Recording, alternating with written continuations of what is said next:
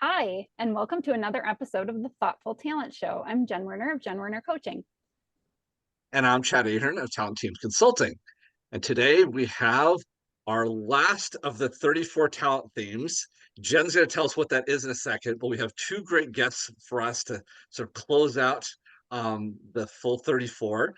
I have the privilege of introducing Florence Hardy. Florence is the founder of Le Lobo des Talents. I hope I said that right. I've never been great at French. In English, it translates to the Talents Lab, a boutique consulting and coaching practice focused on leveraging executive teams and organizations as they leverage their strengths for renewed energy and sustainable success.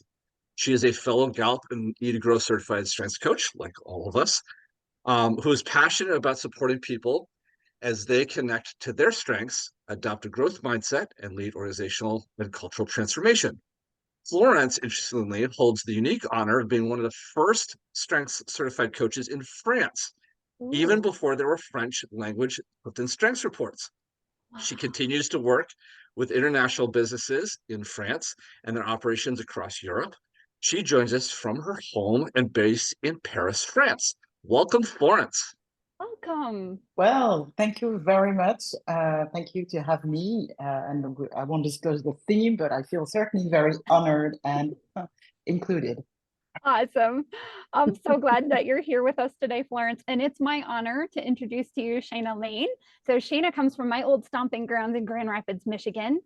She is also an ICF certified coach, a professional career coach, Eat to Grow certified, and Gallup's CliftonStrengths coach like us.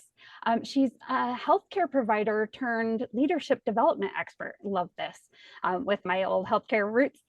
She is an author, a speaker, and has a full-time job as a senior leadership development specialist for a home health and hospice agency and a founder of the Premier Professional Coaching in 2019. She has a mission to empower the next generation of leaders as they grow and advance their careers. Shaina, welcome. Thank you so much. Again, happy and humbled to be included. Yes, and so I want to add one thing to Shayna's. Shayna, you just had a book come out. Yes. I Yes. did. Can you tell us the name of the book so people can go find it? Yeah, actually, I'll show you a picture too. It's called Leadership is Easy, Said No One Ever. Nice. 11 Habits to Learn Early so you can lead expertly. Excellent. And you can get Fantastic. it on Amazon. Nice. Oh, Nice. awesome. Thank you. Thanks for the plug. We are here, all of us, to help leaders and everyone be able to use their talents. And today we're focused specifically on the talent strength of includer. So before we have Chad tell us what that is and then dive deep into this, I wanted to start with the two of you and have you share with us where this falls in your top 5. Florence, where is this for you? So you may be able to see it on screen, but it's my number 4. Number 4, fantastic. And Shaina, for you? Yes, I've kept my strengths hidden, as you can see, but it is number 5 for me. All right, great. Nice. Well, it's a little lower for Chad and I, which is why we have you here. Chad, where is this for you? 28. So we are 28. Okay. not scraping the Yep. bottom of the barrel, but we are getting close. Oh, definitely. And it is 20 for me. So yes, we've brought the two experts on with us today who have this in their top 5, live and breathe it every day. So before we jump into the nitty gritty of all of it, Chad, let's level set us with the definition from Gallup. Sure. So Gallup defines this as follows: people exceptionally talented in the includer theme accept others. They show awareness of those who feel left out and make an effort to include them. I love And this. so, with that, I want to ask first, Shayna, if you could start us off by helping us understand, how does this theme show up for you personally? I know that our themes don't operate in silos, but if we were just focused on includer, what does this look like? How do people recognize that you're using it? Yeah, so for me, it shows up, number 1, at work, really trying to make sure that everybody has a voice. I think that's the strongest expression of the strength for me is in some of my jobs that I've held, I've been responsible for like the employee experience and employee engagement surveys, and it was always very important for me to make sure everybody feels like they have a voice, everybody has a say, sometimes to my detriment. But making sure that everybody feels like they have a place and they have a voice and they have an opinion. I think in my personal life, where it shows up the most is whenever I go on vacation, I like to invite everybody. So I plan a trip to Costa Rica and I invite all of my friends from all the different walks of life that I have. And sometimes that works out well and sometimes it doesn't. But that's kind of how it shows up for me in my personal life as well as professional. Nice. Nice. Florence, what about for you?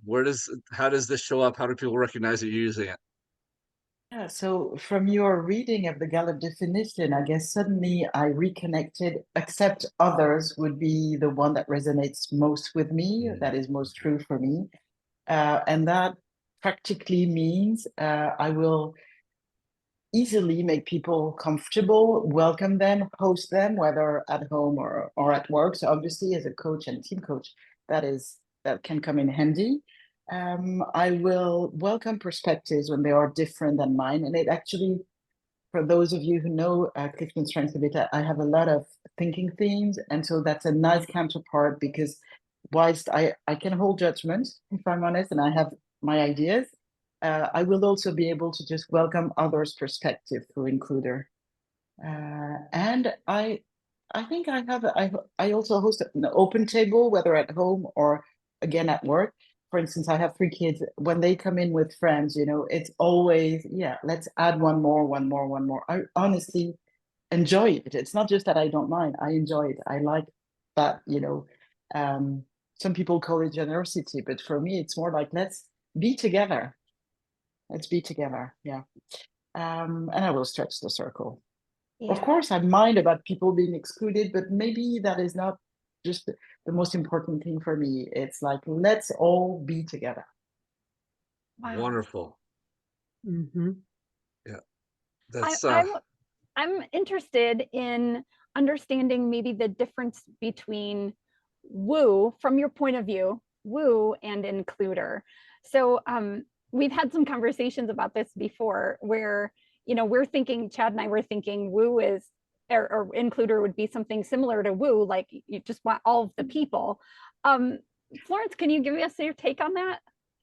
Yeah, I have friends with woo, close friends, and I believe my difference is that I don't necessarily bring a lot of energy to the table. I mean, I can, but it's not, I won't, get people to do something or to embark on something or to get into this big, friendly game. I just do this with no purpose in mind. It's just, let's be together. And it can be very quiet. So I have less, let's say, energy than a woo would have toward that. It's different in that way. Shaina, I saw you nodding along. Is that the same for you as well? Yeah, one of the things that we had talked about before was not having an agenda for the includer, right? Yeah. Whereas I feel like, as I was just ruminating on that a little bit, it's almost different. Like I feel like there is an agenda with includer versus woo. So woo to me is, I love to just connect with people and break the ice. And for me, that's terrifying. I think woo is like in my late 20s, early 30s, but includer has a purpose of bringing somebody into a circle for me. And so if I have a reason to reach out to that person and make a connection, and usually that drive is to make them feel like they're a part of something, then it's a lot easier for me than just walking up to somebody, let's say at a networking event, and just starting a random conversation about something. Feels very difficult to me. So that for me is probably the difference. Yeah, and I love I'm hearing the motivation differences, and it's showing where those lines are, with the domains. The influencing in woo is really about influencing others, wanting to make that impression and, get them to do something or be part of something. Whereas your includer is really just about, bringing them into the fold, like hearing their voice or, making sure that they feel like they're actually included. So I love the difference in the two of those, but they could look very similar, I think. Yeah. And it's interesting talking about the intention part, building off of what Shaina was saying. I was going back and looking at my notes from the woo episode, and one of the pieces that intrigued me about the woo segment that kind of builds into this is that they often, I think our guests at that time had sort of indicated that they like to make sure that people are connected to each other so that then they can kind of go off and accomplish something, and the person with woo can move on to the next set of connections. Right. Whereas this, from what we've already heard, is much more about kind of bringing people together, Yeah. not spoken wheel, but around the person that has included. Shaina Yeah. and Florence have already talked about that. Bring the table together, bring people in, having an expanding circle. Woo seems to have that sort of touch and go of let's make the connection, let's get them on the right track, and then let's kind of let them go again. They've done the winning, so now let's just move on to the next win. And so just an interesting difference, or again, that intentional, what's the intention behind each of the theme. So Florence, it looked like you were about to say something. In our practice, professional practice, I mean, sometimes we talk about holding the space, but there's something with includer for me that comes out, I think, as creating a container for people to be together. Not so much that I would go from person to person, but having the container. Oh, this is so foreign to me, Chad, but I love hearing it from the two of you. Like with all my heavy executing themes, if I'm bringing people in, it's because I need to get stuff done, and I love hearing this like no agenda. It's really just about the people, and what a loving, comfortable place for you two to bring people in and have them be heard and feel like they're part. So I'm loving this already. Now, knowing that we have great stuff, and I've already heard it a little bit out of both of you. It's ways that our talents do well for us, but other ways our talents can get in our way and maybe cause us to trip up a bit. So I want to talk about the positives and negatives of this, and we're going to start with the negatives and switch us over to the positives. But to start, in what ways, Shaina, do you feel like your includer might get in your way and maybe has caused some negative effects for you? Yeah, well, this started showing up for me as I, went through the CliftonStrengths certification course, and they asked you to start thinking back to like when you were a kid, and how did these strengths, did you see these showing up for you at all? And I was like, oh gosh, yeah, this actually happened when I was 6, and I ran away from home, and I took my 3-year-old brother with me. But I also went next door and asked the neighbor girls if they wanted to run away too. And their parents assured me that they didn't. But anyways, so we went on our way, and I was like, gosh, I was including people at a young age and not for the right reasons, right? Sure. But I think that's kind of carried into adulthood. And it's one of the things that I have to manage with the includer, of not getting too many cooks in the kitchen, or not getting stuck in analysis paralysis, because I want to make 100% of the people happy, not just 80% of the people. And I want 100% of the people to have a say in what we're doing and how we move forward, not just 80% of the people. And so again, that can be that includer in raw form, is too many cooks in the kitchen, and you end up with complexity and stagnation and analysis paralysis. So that's how includer can show up in that raw form for me. Great. Thank you so much for sharing. And Florence, how about you? Yeah, I piggyback on what Sheila said. For me, there's something about everybody to have said yes to something, whatever it may be. And so I may, an anecdote I tell sometimes is I can wait for people to validate something, or go through review either a proposal or minutes from a meeting or whatever it may be, a document, and really wait patiently for everybody to come back. And so I've learned to not wait either. I mean, this will sound very simple, but for me it was something that I needed to learn, to set a deadline. I work with deadlines, okay, but set a deadline for others to say, okay, let's, within 24 hours, 48 hours, whatever it may be, please come back, and then we'll move on. So that is the downside for me, is sometimes I create delays, or I will spend maybe too much time or of my energy. There's also another aspect of what are the boundaries that I hold. Yeah. Where do I include? Where do I trust my own gut or my own intuition or my own mind to move forward? And then I don't know.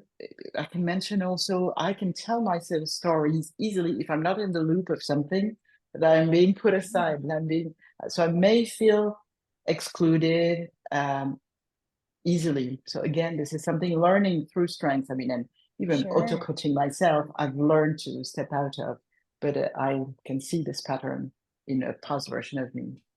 Yeah. Shaina, I see you nodding along too. Is that a hurtful place for you too when you're feeling left out? Oh yeah. Oh yeah.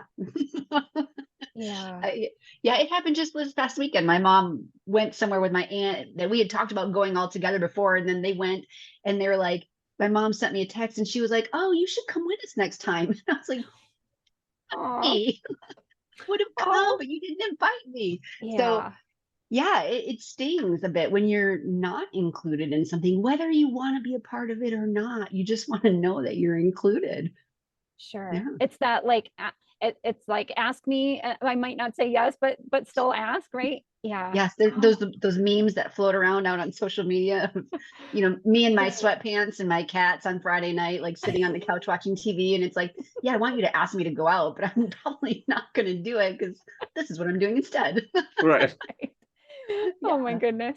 So So, I'll go. oh, I'm sorry, Chad, go ahead. that's okay. I just want to build on something that Jan, I think you mentioned before, and it kind of ties in with this invitation thread that we're pulling on. Mm, Um, I think you've mentioned to me before that one of the other places that Includer has sometimes caught you up is like when you facilitate, and you might have a room of 20 or 50 people, and good conversation gets going, that mm. you have a tough time letting go. I think you and I related somewhat because my harmony wants to do the same thing of let's make sure everything's even, make sure nobody's left out, nobody's everybody's been represented. You had mentioned that as something that you struggle with Includer as well. Is that true? And can you, maybe I've said everything you meant to say, but is there something you'd add to that, or some Yeah, I think clarification it's you'd put? Yeah, I think when I facilitate, I like to ask a lot of questions and generate a lot of discussion because I think participants learn from each other as well. And so when people want to participate and the discussion is flowing and people want to add their perspective, I have a hard time cutting that off. And, that Mm. as we talk about team dynamics, command is really low as well. So but I think to Florence's point, sometimes my responsibility will kind of step in and be like, okay, we've got a time limit and we've got to meet this time limit. But it's really difficult to cut it off and say, okay, that's enough. We don't need to hear from anybody else. I obviously wouldn't say that, but that's what it feels like to me. Yeah, And that's difficult. Yeah, yeah, to I cut someone concur. off. Yeah. Yeah, when they want to participate, because obviously when you're facilitating, you want good engagement from people. And so when they're, into the content and they're wanting to contribute, Yeah, it's hard to say like, nope, we got to move on. Florence, yeah, you and look like you're about sometimes to jump out of your seat. Yeah. yeah, that gets me to change the agenda. Oh. I mean, that is the kind of, it brings on the plus side the flexibility in the moment. And I think I Mhm. was reflecting maybe with one of you that my adaptability talent is extremely low, so it's not what drives me, but I will adapt and really flex and meet the people need through Includer, because if I sense that something is coming up and people are discussing something that's important for them, then my Includer will say, okay, what do we need to address here, and make a choice. Oh, nice.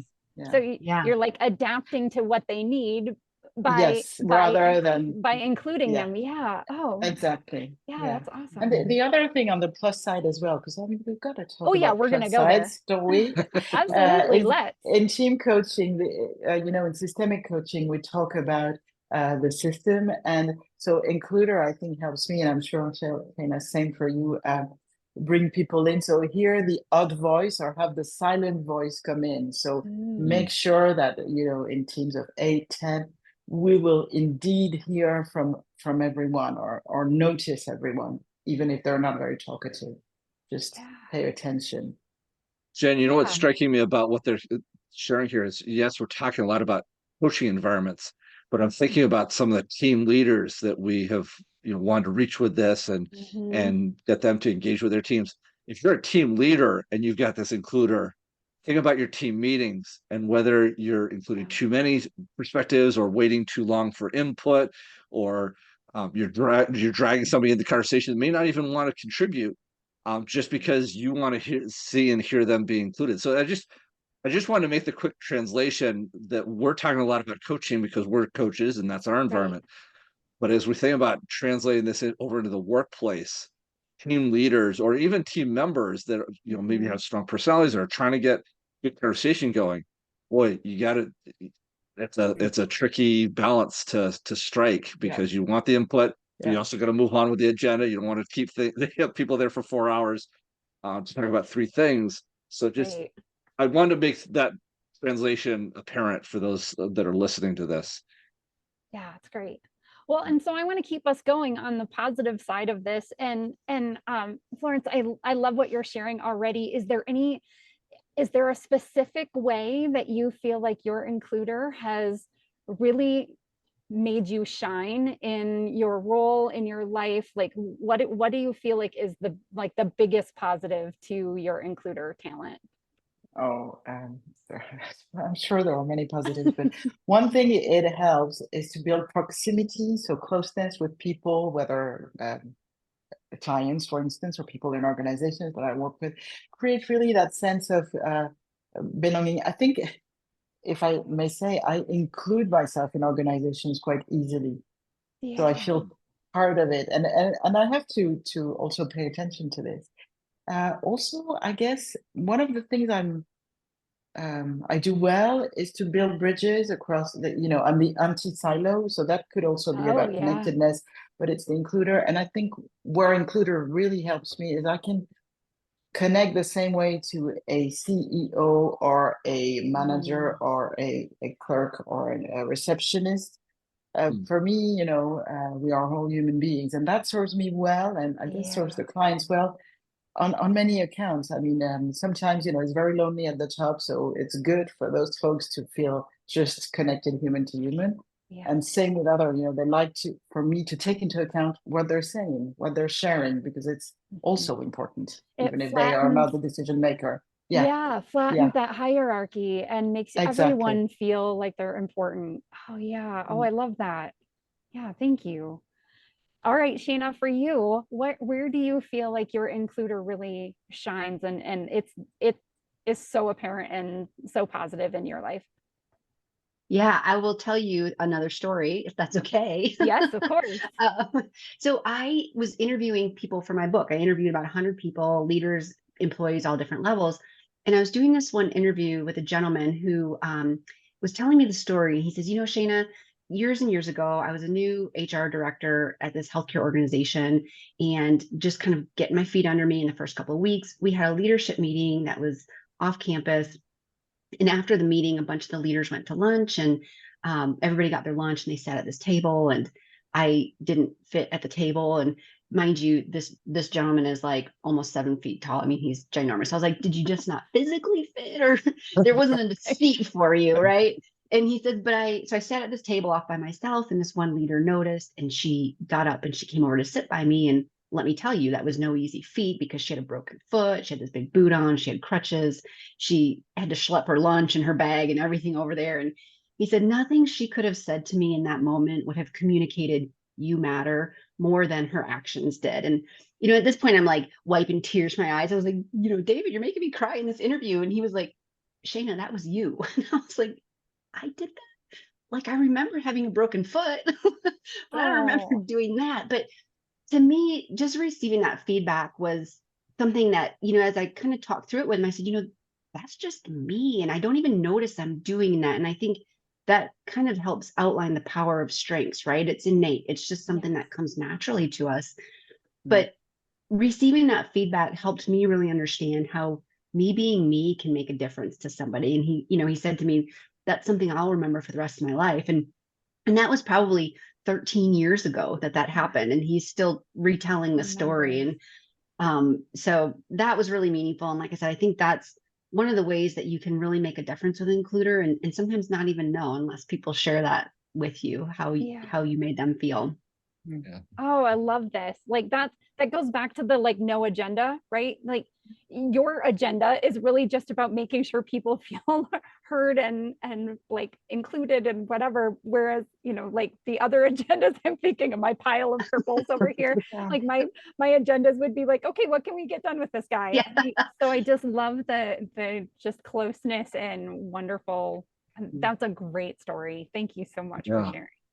Um, Tina, I would echo what Jen's saying in terms of the power of bringing people into the fold. I think both of you have sort of used that term in varying ways. Um, I am curious because I think this is something that you and I have talked about before about sort of the circle size. We're talking about bringing people in, and whether it's a dining table like Florence was talking about, or facilitation. And I'm just wondering, because I think you've talked a little bit about maybe the relator theme being high in your order, and I know you're a fellow learner like myself. I'm just wondering, like, is there sort of an ideal size? I've had the same conversation with people with empathy. Some people, Mm. you know, pick up on the emotional wavelength of people when they're better one-on-one, and then other people with empathy need the large room so they can sort of feel the differences between people, or feel the combined emotional weight of the room.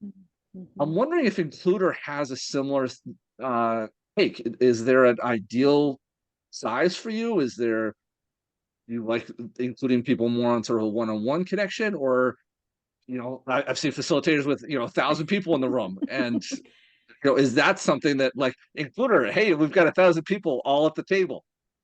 Talk to me about what the circle size is for you. And Florence, I'm first asking Shane because I know she and I have talked about this in terms of Learner and a couple others, but I'd also be interested in your take on this. So I'd like to start with Shayna and then maybe switch it over. Yeah, and I think, Chad, it depends on what the situation is, right? So yeah, my Okay. relator, includer, I said this before, I think like includer stretches my circle wider. It brings people to my circle, and relator decides who can stay, right? Because Mm. some Okay. people that I try to include will opt out and be like, for me, whatever we're doing, right? Okay. And my relator's kind of okay with that. Like, I don't need a huge circle if we're thinking about like I've got 200 connections on Facebook versus 2,000, right? Or 500 connections on LinkedIn versus 5,000. And I just, for me personally, need that small group of really good friends that I feel close to. When we're thinking about work, again, the learner in me loves to learn, but it also loves to facilitate the process of learning for everybody else too. Okay. So the more the merrier. And I have a colleague right now who's always like, let's just love on everybody. I just want to love on everybody. Like if they want to join our learning opportunity or our course or our session, but they don't quite fit the criteria, who cares? Let's just love on everybody, right? So he Nice. probably has some includer too as well. Uh-huh. But in my mind, yeah, you know what? You want to learn something? I want you to be included, right? Come on in. I don't care if you're not a leader, but you want to take this course on communication skills. Great. It's going to be good for you too. So I think when it comes to that, perhaps that learner includer, I don't know if there is an out of control or too big for that, right? Like let's teach everybody, love on everybody. But when it comes to personal, I think I will invite anybody to my circle regardless. And I think Florence talked about this earlier. It's very non-discriminate, right? I don't care who you are, where you come from. I'm going to invite you to my circle. And if you want to stay, great. If my relator decides that I want you to stay, great. But you're going to get an invite for Yeah. sure. Nice. Florence, I saw you nodding along, a big Yeah, smile on your face. I So I really want to. so What's your answer? yeah. My relator is low. I mean, 20 something. Um, I was just thinking, I am indeed sometimes not very discriminate, and the invitation will be standing. So just to give a personal example, I maybe twice or three times a year organize some drinks and food for circle of friends or acquaintances, and I will create a WhatsApp group, and I'll put in all the names and people that I can think of in this moment. But this could be up to 60, maybe even more, and then invite people to say what date suits them. And sometimes I actually do two events so that everybody can come in. So that's a really not very controlled way of inviting people.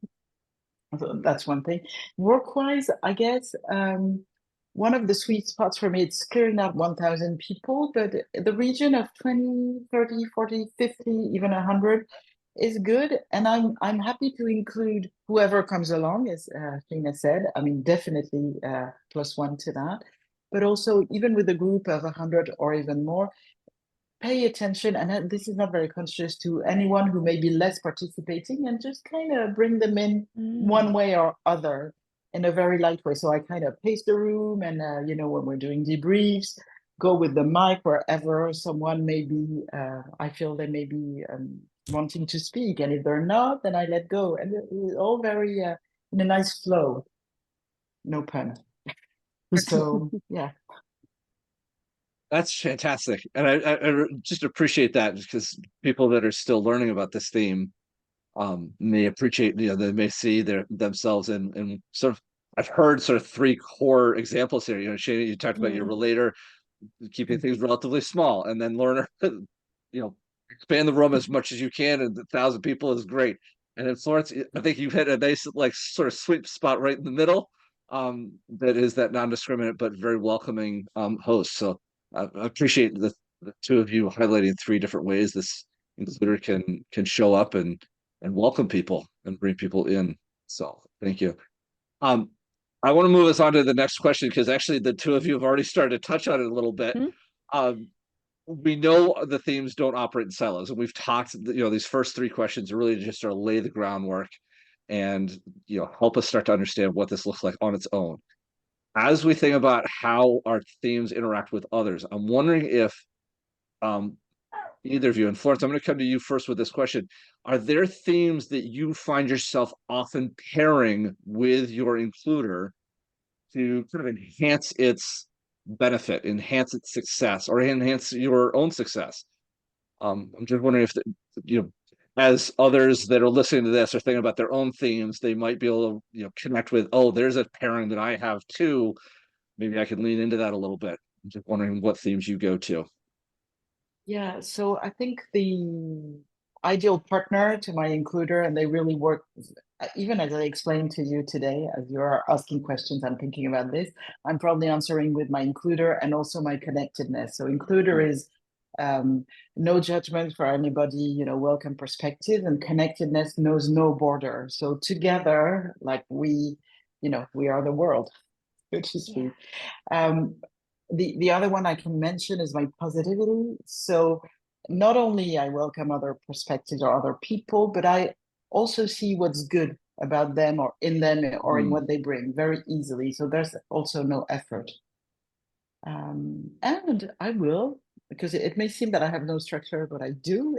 My arranger, it's just below what's on screen, will orchestrate. I mean, there is someone in the control room, of course. So arranger will orchestrate the involvement of everyone. So even when I design things or experiences, I'm thinking, okay, how do we make sure by design, not just by my talents, but by design, that everybody gets to chime in, gets to feel they're heard. Nice. Wonderful examples. I really appreciate all 3 of those theme dynamics. It's great examples. They almost come from, I mean, a couple of them are also relationship building theme, but I love adding that arranger in terms of the executing side. So Shaina, what pairings do you often find yourself going to sort of amp up your includer, or, you know, really make it the best it can be? I'm glad you said the best it could be, because I was like, I don't know that it needs to be ramped up anymore. Okay. I'm probably overusing it most of the time, right? So the strengths I might use to temper the relator. Oh, okay. There you go. To keep it in check and to use it in that mature form, right, would be a responsibility. I think that really manages a lot of strengths for me from getting out of control. So we talked about getting too many cooks in the kitchen, analysis paralysis, but I'll leverage that responsibility of saying, okay, I have a deadline. So I think to Florence's point earlier, like, I will set a deadline, and if you respond to me by this time, I of course want your feedback, but if you don't, I'm moving on because I've got to meet a deadline, right? So I will put out the feelers to everybody who can contribute to this, who wants to contribute, but my responsibility will manage not letting that get out of control and putting things off too much. I also think learner too, when I bring people into my circle, whatever that is, if it's work or personal, really asks a lot of questions. Like it's probably a combination of learner relator of how can we connect on a deeper level and what can I learn about you to help us connect. And that way I know how to bring you into the fold down the road, right? If we're working on a project, or where do I think you can contribute, or where would you want to contribute to this? And when I work with a lot of leaders, one of the challenges that they often have is they make assumptions, right? Well, they won't want to help because of this, or they won't contribute because of that, or I don't want to call them because of, and I said, did any of this fact? Or have you asked them Right. this? Right. And they Yeah. don't often know. They're like, oh yeah, I am kind of making assumptions here. And I'm not including them because of the story that I'm telling myself. And so I think that's where I can kind of help myself and them with what can you learn that'll help you make a more informed decision about how to include your team in those things. Nice. Nice. Yeah. That's those are fantastic. Florence, just because I don't want to leave you out, I'm trying to tap into my Thank own you. includer. Appreciate 28, it. 28. You know, building on Shayna's comment about sort of, your includer getting away from yourself. It's kind of running down a rabbit hole. Jen and I have talked about sometimes our responsibility or my learner will run, very far ahead, and get myself in trouble. Are there themes that you lean on to kind of manage or again sort of bring that includer back to its sweet spot, its best contribution? Yeah, so my savior, so to speak, can be activator, which, comes in to kind of, let me not save the day, but at least say, okay, now it's time to move on, or now it's time that I move on. So stop waiting for people if they're not ready. So it kind of gives rhythm, whereas includer could be kind of very, very slow sometimes. So activator balances it out. Nice. Thank you very much for that. So for our listeners, we've heard now like 6 different themes Mhm. that you can pair with your includer to get the best out of it. So It's a good partner. um It's a good partner yeah, theme. yeah, it's Yeah, a great partner absolutely. theme. It's a And very I'm loving open theme. I mean, and from the, Kurt Liesveld, Gallup said something in one of his podcasts, which I thought was very enlightening for me. It was about closed and open themes, and includer definitely is mm-hmm. wide open. So you need something to kind of sometimes just bring, movement or close or energy forward. Yeah, awesome. Well, speaking of the partner themes, so I think it's really interesting, Florence. We've had this conversation about others that you've worked with and that you don't see includer very often. No. So share with me a little bit about what that means for you being an includer and then having all these people around you without. Yeah, so I never mind that people don't have it, but I have noticed because you asked me that in fact I don't. I mean, it's very seldom that I've worked with people with includer, and certainly I've not worked in a certain duration of time with anyone with includer at all. Um, the meaning I make of it is that, well, we find each other because we're complementary, and I do bring Yeah. this including stretch the circle, no hierarchy or flat, as you were saying, vibe to whoever I'm working with. I will ask, like Shana said, okay, let's ask your team or let's ask the people. And this is not an automatic thought of most people, Right. but I do that. And, Yeah. and that was one of the things I thought was just really amazing. Like knowing I've worked with a few people who have includer, and that's what I see in them is it's always about, well, who else can we include? It doesn't even matter if they need to be there. Mine's all very like specific, like we're doing this and we need these specific people because they're the ones who can do the work. And my includer buddy is like, well, we have to bring all of these people. And I'm like, why? And now I'm seeing, listening to the two of you, I'm feeling her with me, like as she's bringing everyone in and wants everyone to be involved because everyone has a place, it's just in her that way. Yeah. So hearing these compliments of how, you know, having someone with includer on your team and being with you, like, can help you make sure all the voices are heard. Yeah. But actually what you're saying, Jennifer, makes me think that includer, I probably use it even without being aware of it in change projects. How do we get everyone to onboard the change and keep moving along as whatever is happening? So it's a good change management, you know, like community building, bring people along. Sure. Shaina, you've been nodding and smiling along. I was just going to say, and I get my learner's like, she has an idea brewing, and I just want to open the door for whatever you're like thinking in terms of the relation. You know what Jen's original question was, and Florence's answer, which I thought was wonderful. But I could tell you have something to contribute here, and I don't want to leave it out. Well, super relatable, right? I mean, so I was just co-facilitating a strategic planning workshop 2 or 3 weeks ago with one of my colleagues, and these managers that were in there had to create a strategic plan for their area. And every single one of them got really caught on the pushback from their team and how to manage the pushback and the resistance and change. And my question for every single one of them, because they all had this plan that they were driving forward with, and I said to each and every one of them, how did you get feedback from your team? What feedback did you get from your team on this plan? What input did they have into the solution? And you kind of get these blank stares. And so I think for me, being able to leverage that where it might not be top of mind for somebody, I think, Jen, to your point, where you say, I'm going to involve these people because I know this is what they contribute.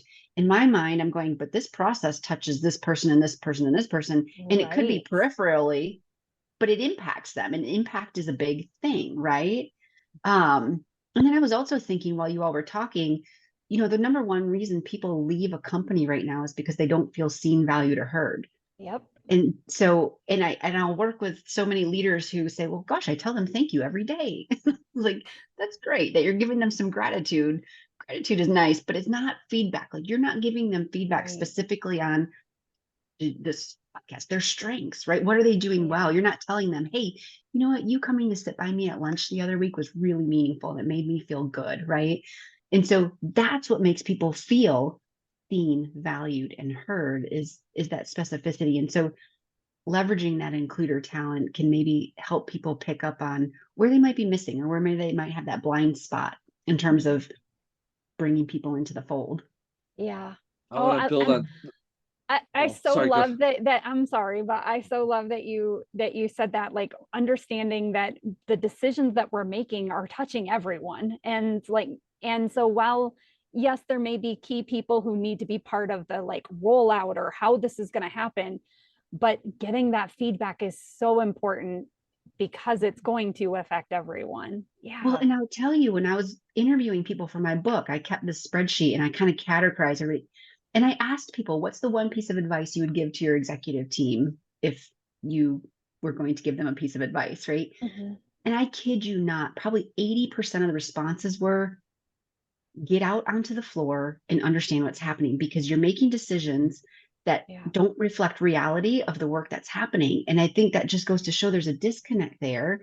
And there might need to be more people included in the decisions that you're making. I'm not saying include everybody, but there might be some opportunity for inclusiveness there in decision making and strategy and what's really the reality of the workplace.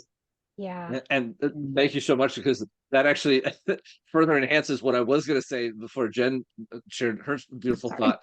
I don't know about the rest of you, but I know that for me, I've actually run into very few that have included. I've had a bunch that have been in workshops, so I haven't worked with them in depth. But even just with that, I have less than 50 out of the 400 or so people I've engaged in various levels of coaching. This is a relatively rare. I don't know what the official Gallup stats are, so I don't want to go that far and say that I have the exact. I feel like Florence rundown. With her high input might know. Maybe no. Well, let me just finish my thought, and then I'll get to the stat, because my analytical does want to know. But I think my point here is that if you are a team leader or somebody that is in charge of other people, which generally makes you a team leader, this is a talent that really you have the opportunity to kind of differentiate yourself from a lot of other leaders out there, other organizations, because if you put some, you know, even put just a little bit of effort into it, to your point about being, not seen, heard, or valued, wow, what a theme to lean into to keep great people on your team, make sure that things stay running the way they should, get out on the floor, get out into offices where you should be talking to people.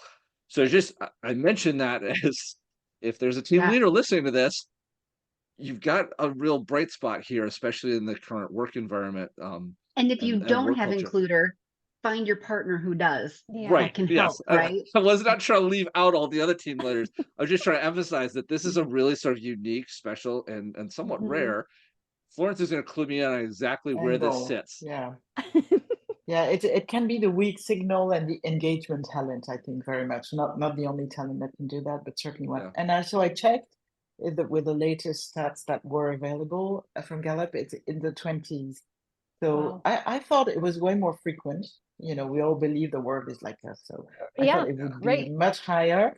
But in fact, it's 20, I think 21 or 22, something like that. So kind of last third. So bottom end there. Wow. I think similar to Chad, as I was preparing for this, I was looking at all of my clients and like all of the strengths, and I was like, I haven't really coached anybody that has a high includer. So, I haven't seen it show up for them either as a strength or as a blind spot. But when you do, it's so very apparent. And that was one of the things that I think I loved about looking back at the people that I've coached and have been close with who have includer high. And there aren't very many, like you said, there aren't very many, but in every interaction with them, you can see it, feel it, they have included everyone. So it's just, what a wonderful relationship building theme this is. Yeah. So I'm going to build on our positive, including energy here, and ask for those that are first learning about this theme. Sometimes it's helpful to have sort of an image or a reference point. I'm wondering if, given that we've coached people, even if it's just a few, with this theme, are there images or maybe pop culture references or a song or something that people could kind of keep in their brain as they think about either starting to relate to their own includer theme, or start to keep it in mind if they have maybe a colleague or a team member that has this includer theme? I wonder if there are certain images. Florence, I'd like to start with you, and Shaina, if you have something to contribute, obviously I want to include you in the conversation. Florence, you want to start us off? Thanks for the question. My ideation got started on this one.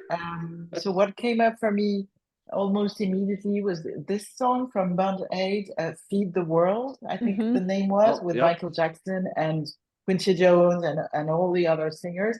And I guess if I post-rationalize it, so to speak, on many accounts, because of the title, it's, including everybody and thinking about everybody eating, but also the fact that they brought so many different singers, different voices, high, lows, men, women, big, tall, black, white, Spanish, etc. So that would be the song for me of includer. Nice. And about making the world a better place also. And then the image could be, I'm less sure about this one, but it could be, for me personally, a kaleidoscope, where you get all the facets that create a beautiful image, but they're all same and different. And I guess to me, includers means that we are all human beings. So we are the same. And yet we are different. So something like that. Yeah. Nice. Yeah, I've got nothing. I'm not a visual person. And I love Florence. As soon as Florence said like that song, I was like, yes. And I was thinking about all of the other songs that I think, didn't Lionel Richie do a song with everybody? Like all these famous artists he pulled together? Is it the We Are the World? We Are the World, was that? Yeah. And they just did like a Netflix documentary on it or something that I haven't watched yet. But as soon as she said that, I was like, oh yeah, there's several artists that have done songs like that, but it's the perfect representation. And so I couldn't come up with anything else. So I was like, that's it. That's the image that stuck in my mind. And as soon as she said Michael Jackson, I was thinking of, is it Black or White? Yeah, like, Black if you're or thinking White. about my baby, it doesn't matter if you're black or white. Yeah. So I'm instantly going into all of these songs. With Paul McCartney. Yes, that one too. That would be a good one too. It's a less big one, but I feel like we need to create an includer playlist now. We probably do. We've got enough to create a playlist that will like Right. fire up your includer strength. We absolutely do. Oh, I love that. Well, so Jen, 10 did you? for me. Oh, Yeah, sorry. and I'm going to take a book from your play, or a page from your playbook of the team, because I'm thinking like a team huddle, like whether that's like at the beginning of the game, everybody hands in like 1, 2, 3, go, whoever, like the bringing everyone together, making sure everyone's on the same page. We're like excited, we're connected to one another. We all have our parts to play, regardless of if we're warming the bench or we're bringing the water bottles. We're all part of what's going on, and I'm not a sports person, so that's my closest I could get to it. No, I came prepared with that image in case you didn't, because I had a suspicion you might, given that me. But yeah, in youth sports we do that all the time. Everybody hands in. So I would second that image. The other one I'm going to throw out there, and actually builds off of something, Florence, you've already mentioned about sort of the table, and I think about. I have a fairly large extended family, so the Thanksgiving table, and whether it's you're just inviting a very large extended family, but also I know a lot of people, especially in my local area, where they'll open their tables up to others, strangers or people from the neighborhood, and just be able to express gratitude, but include everybody at the table and try and make the table as long as possible, so that everybody's sitting at the same place. So I would just throw that image out there for people to think about. I'm guilty. Yeah. Oh, I bet. I was thinking that. I'm like, we could see Shaina's and Florence's tables at any occasion, and I'm sure there's always extra seats added. Yeah. And we talked about like, does your includer get offended if people say no? Yeah. It really doesn't, right? I'm going to invite you and you feel free to say no. I don't care, but I want you to know you're invited, right? So I will invite people that I know they have somewhere to go on Thanksgiving. Just invite them because it's just in case they don't. Seen, valued, and heard, right? Seen, valued, and heard. Yeah. I'm going to ask you anyways. Yeah. Yeah, that's amazing. Nice.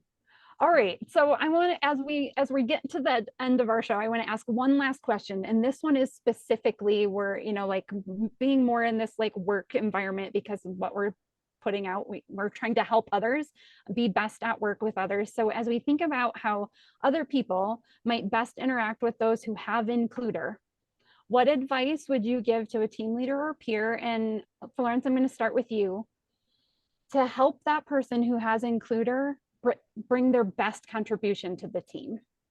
What advice would you give to them? I would say don't hesitate, or actually make a commitment to hand over anything that has to do with onboarding, welcoming, starting meetings, even creating a container for a seminar or retreat or all hands or whatever.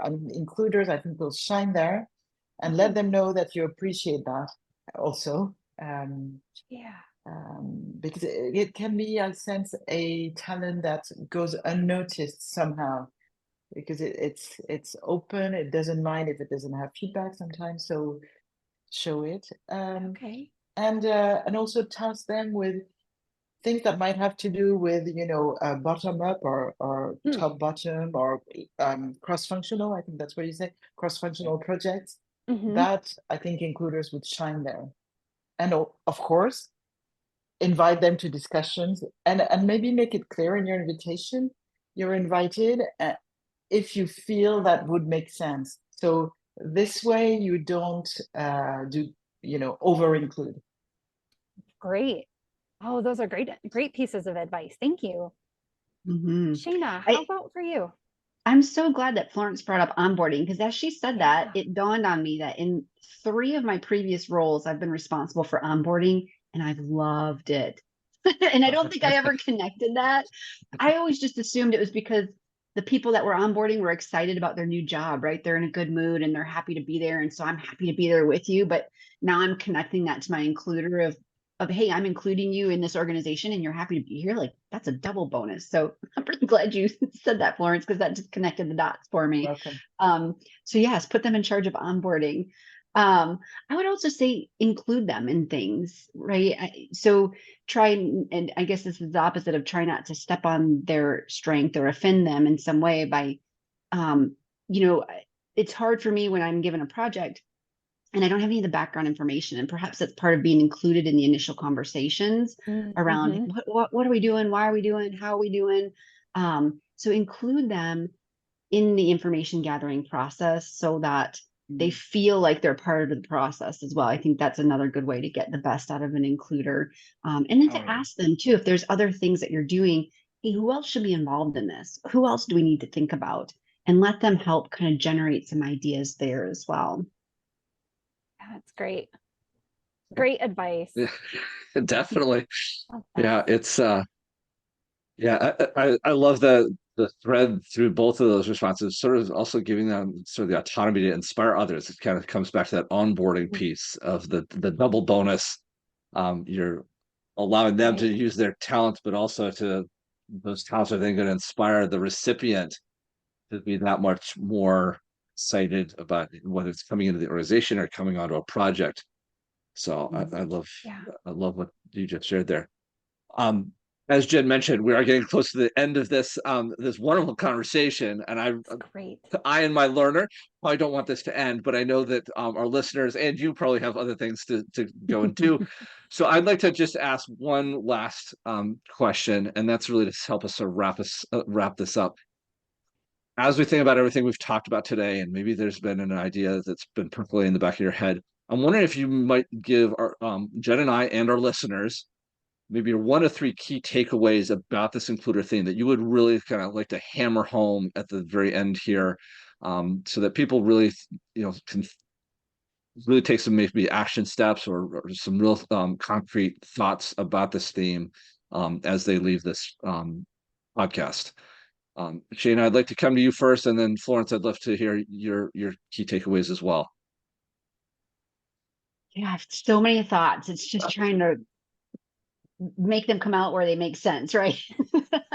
Bullet point them for us. I know. And from what perspective am I speaking here? So I think if I'm talking to a leader, it's number one is get to know your team, right? Know their strengths. It's so important in terms of engagement, but it's also how you give them feedback, right? It gives you a better understanding of where their blind spots are. And so this could be any strength, not just includer, but help them understand when they're getting too many cooks in the kitchen, or, they're where it feels like they're dragging their feet. They're not actually, they're just trying to get as much input as possible, right? To understand how to maneuver around some of those blind spots, but then also give them feedback that's really meaningful and how that includer is making a difference with you, with your team, with the organization. Give them an opportunity to leverage it. And I think that was it. That was all I came up with. I feel like very good. We covered so much. Well, it's been a packed episode really to try and come up with just 3. You did a wonderful job. Florence, what would be your 1 to 3 takeaways for our audience? So as an includer, I'll take that perspective. I really +1 to what you said, Shaina. Totally. I couldn't say better. But for me, one takeaway is I'm suddenly realizing this theme is not that frequent. And actually, so it's an invitation to own your difference if you have includer or other themes, because it's a soft theme. I don't think it's either pushy or it doesn't take that much room. In fact, creates space but doesn't take a lot of room. And so being able to own this, I guess, to value your difference. And then the other thing I would share now, having listened to what was discussed today, is actually for me, my commitment would be I will share with the people I work with that I enjoy being in the loop, that it's not about me wanting to control or get mixed up in everything, but it's just that it makes me, let's say, more comfortable and maybe more intelligent too if I'm kept in the loop. So this would be my modus operandi that I can share, I think maybe a little loudly, because I know it, but they may not. Yeah. Oh, so great. Thank you so much for this. Yeah. so Yeah, much this is really for fun. this episode.